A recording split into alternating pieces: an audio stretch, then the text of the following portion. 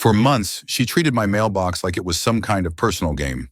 Like busting it up was her way of clocking out after a long day. And it kept happening until one wild night flipped everything. I'm a black man who minds his business, and if you'd asked me back then what I thought about a mailbox, I would have told you it's just a box on a stick, nothing to get dramatic about. That's what I believed the first morning I walked out with my coffee and saw the little door hanging by a single wobbly hinge. Bills were fanned across my grass, damp with dew. I figured a delivery guy bumped it, maybe a kid on a scooter clipped it. Stuff happens. I tightened a few screws and got on with it.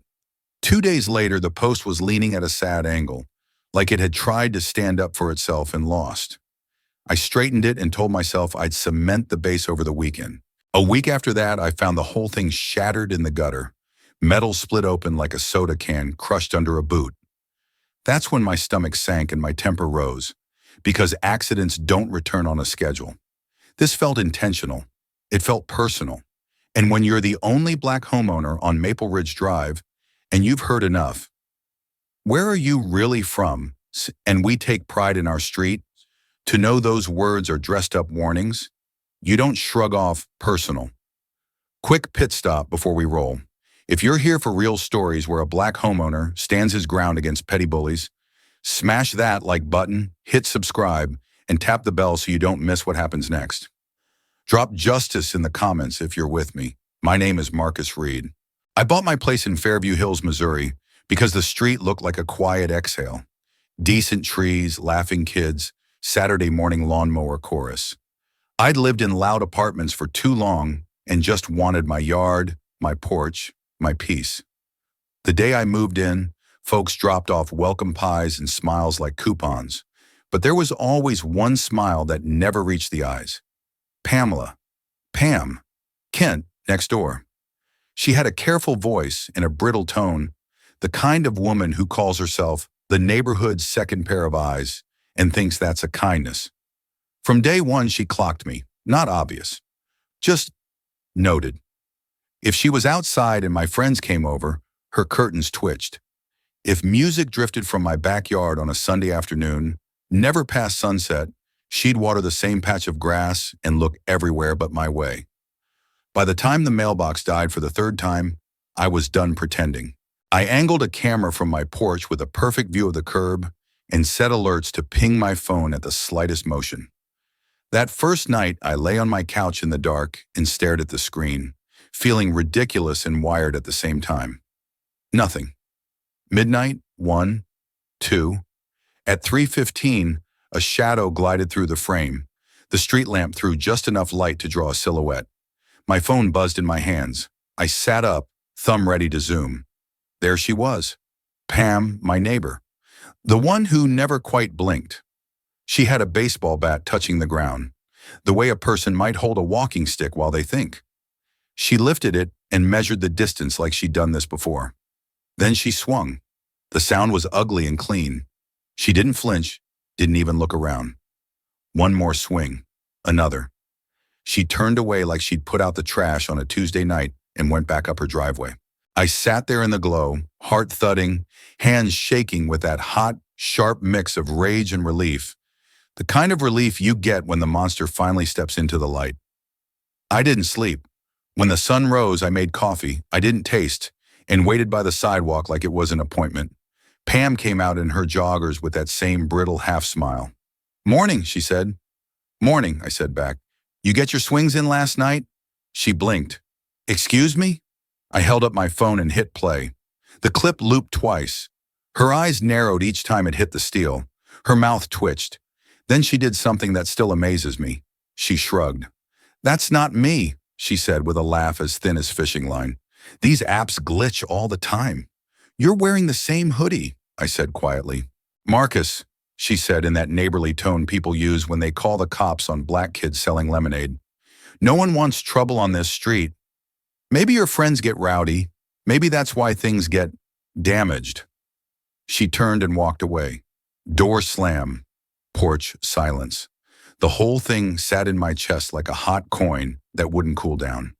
I told myself the camera and the confrontation would be enough, that now that she knew I knew, it would stop. It didn't. The next morning, ripped garbage bags were scattered on my grass like something had clawed its way out of them. Not on anyone else's lawn, just mine. I cleaned it up.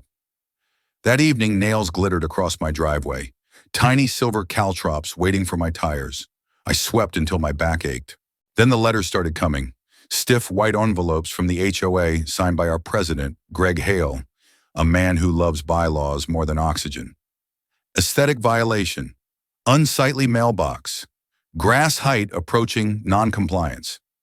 It was funny because I hadn't had a mailbox for 3 days, and my grass looked like a golf green. The timeline felt like a joke I wasn't supposed to find funny. Online on the neighborhood app, an anonymous post showed up. Concerned about a male homeowner menacing a single mom just trying to feel safe. Funny thing about anonymity, every sentence wore Pam's perfume.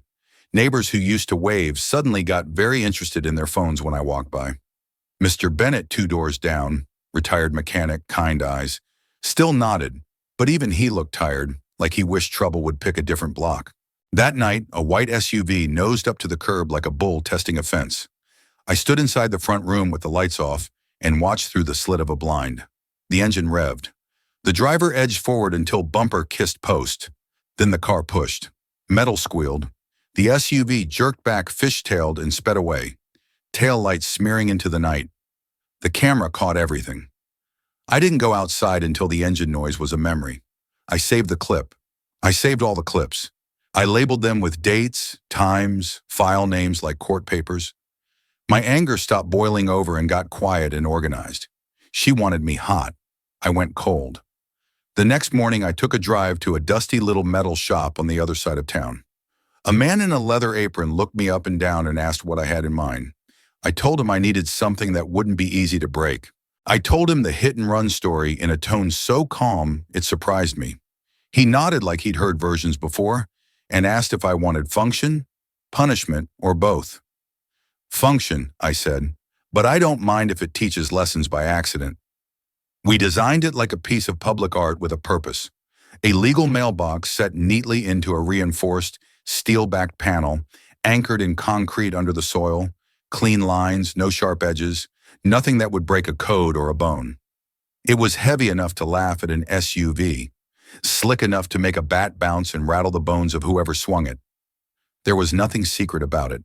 No traps, no wires, no little gadgets that could get me in trouble. Just steel and patience. When the crew came to install it, I stood there with my arms folded, feeling every microaggression of the past months burning off like fog. Some neighbors peeked from between blinds. Pam sat on her porch with a cup she never sipped from. 2 nights passed in quiet cautiousness. On the 3rd, my phone lit up. Motion detected. The timestamp read 11:47 p.m. The camera image sharpened. The street lamp drew a circle of light. Pam stepped into it like she'd been pulled by a string. The bat was back. She lifted it and took her stance. If this had been a ball game, the crowd would have hushed. She swung. The sound wasn't a crack this time. It was a heavy thunk that swallowed the bat and spat it back. The recoil surprised her. She tried again. The bat shuddered in her hands so hard she stumbled a step.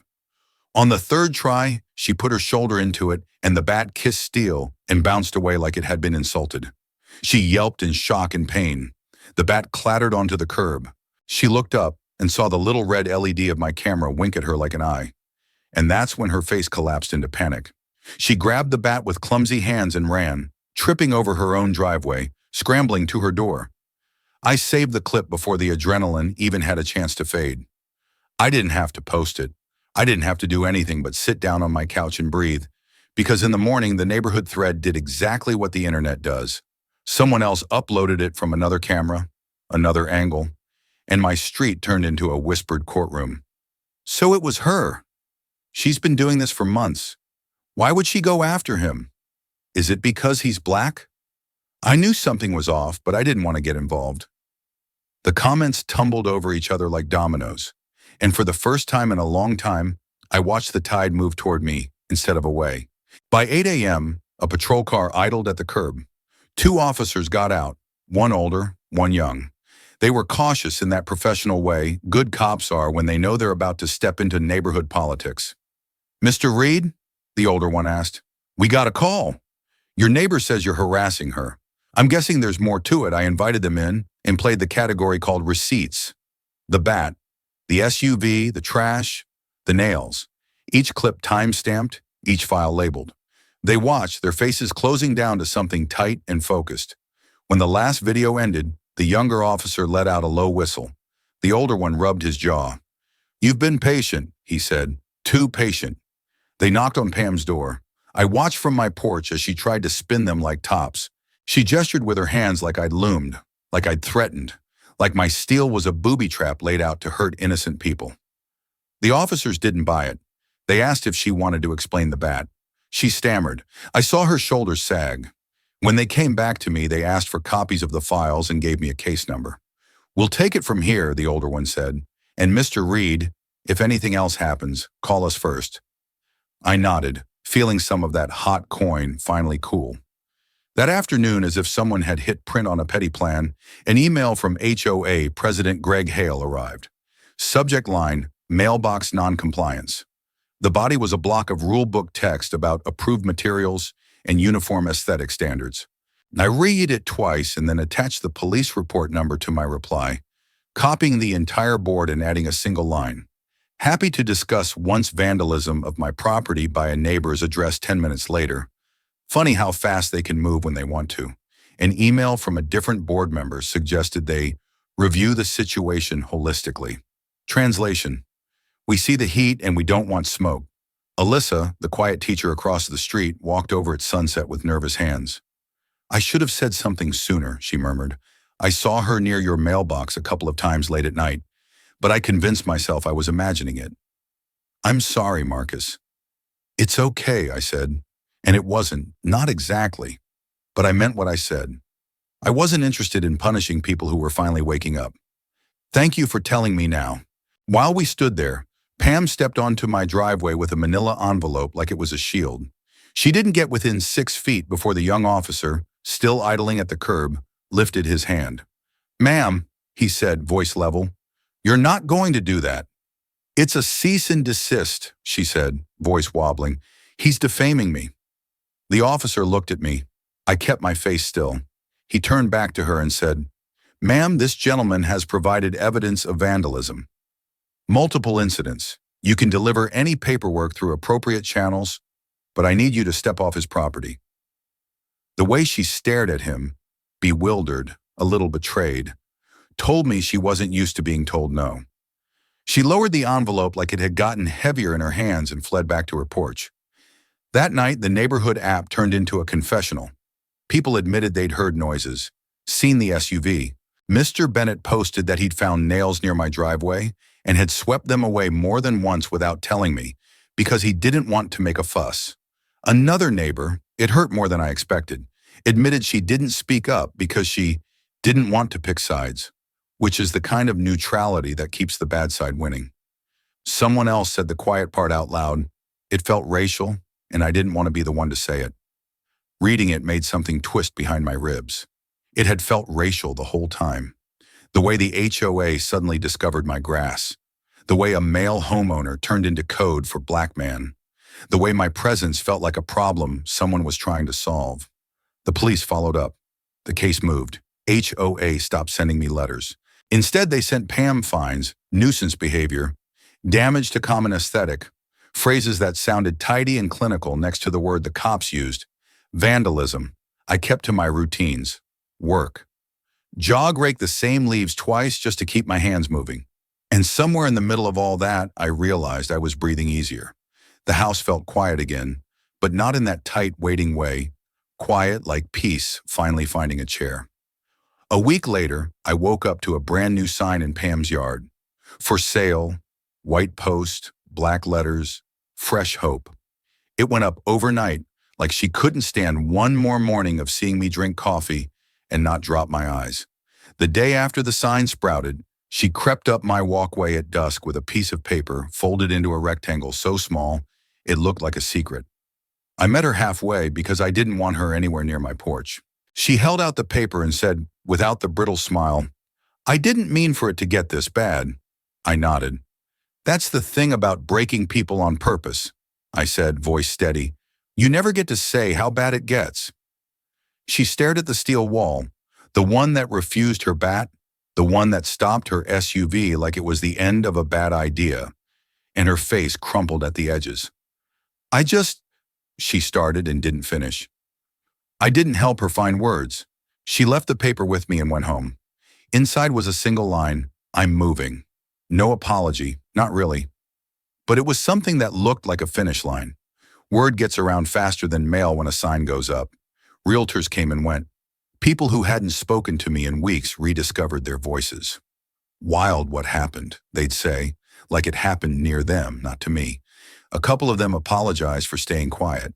A couple didn't. Alyssa brought over brownies and made me laugh about the way Pam tried to plant hydrangeas that hated clay soil.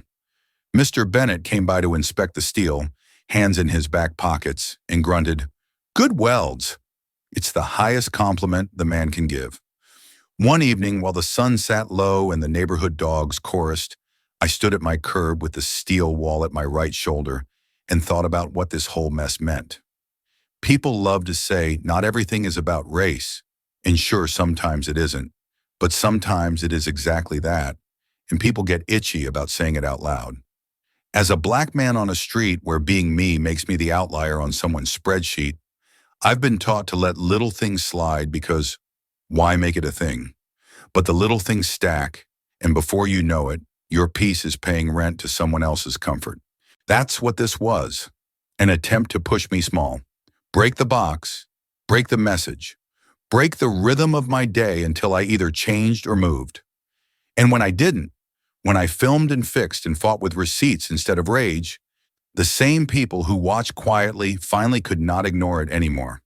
Proof broke the gossip apart. Evidence rearranged the street. The day the moving truck pulled away, I didn't cheer. I didn't wave. I watered my lawn and stopped at the strip near the curb, letting the water darken the earth around the base of the steel. The light caught the surface and threw a line of brightness down the street. I realized I liked the sound of the mail slot closing. It was faint, precise, final. The box wasn't just a box anymore. It was a boundary made visible. It was a line between how things had been and how they were going to be.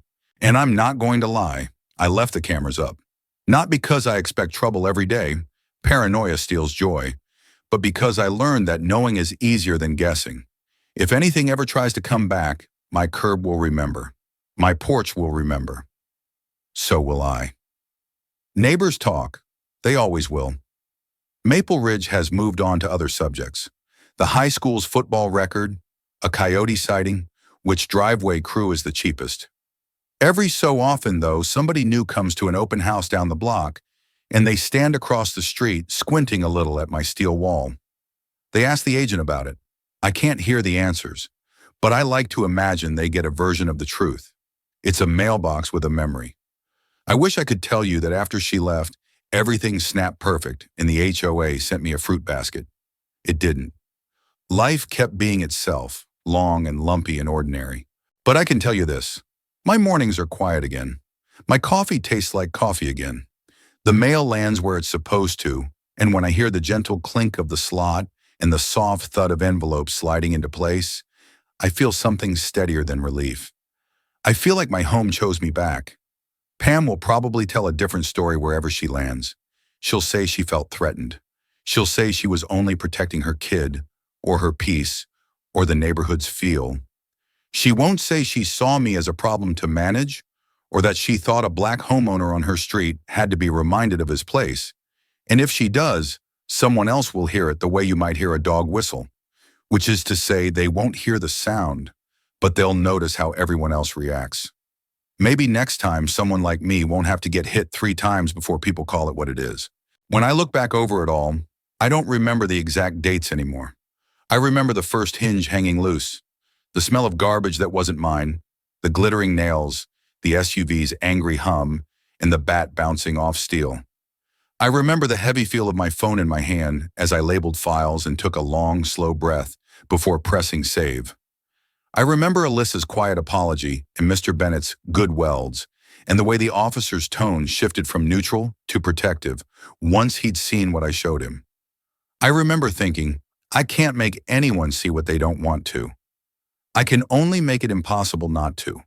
A story like this is messy because people are messy, and race isn't a checkbox you can hand to a board to file. It's woven into who gets believed first and who gets told to calm down. It's fingerprints on an anonymous post and a quiet look at a barbecue that ends too early. If I sound calm now, it's because I lived through the heat and came out the other side holding something solid. That steel wall isn't just steel. It's my answer to a question I didn't ask for. Will you defend your peace without letting them turn you into the villain? Yes, with a camera, with a case number, with a box that doesn't break. There's one more thing I should tell you. After the moving truck left and the house next door sat empty for a week, I found a second note tucked behind the azaleas near our property line. It wasn't from Pam. The handwriting was careful in a different way. It read, "I saw more than I said. I'm sorry." A neighbor I don't know who wrote it. It doesn't matter. What matters is that even when people fail you, sometimes they try, late or not, and sometimes trying late still helps the next person. So that's how it went on Maple Ridge Drive, where a black homeowner put up a steel wall not to keep people out, but to keep his hours, his mornings, his nerves, his dignity intact. I'm still here. The mailbox is still here, and the street is finally quiet again. If you made it this far, and if stories like this make your blood boil and your sense of justice lean forward, do what you do. Tap like, hit subscribe, and share this with someone who needs to see how standing your ground can look calm and firm. And remember, what you pour into the world has a way of coming back to you.